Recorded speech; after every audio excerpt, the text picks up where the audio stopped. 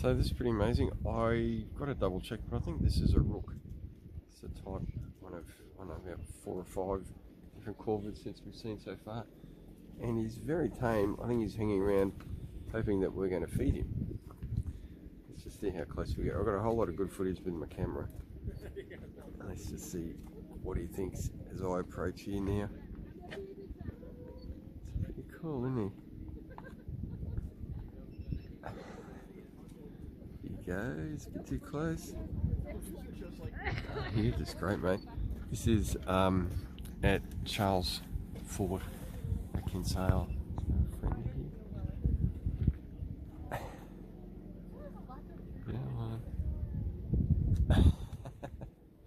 Okay, here we go. This is a bit of fun.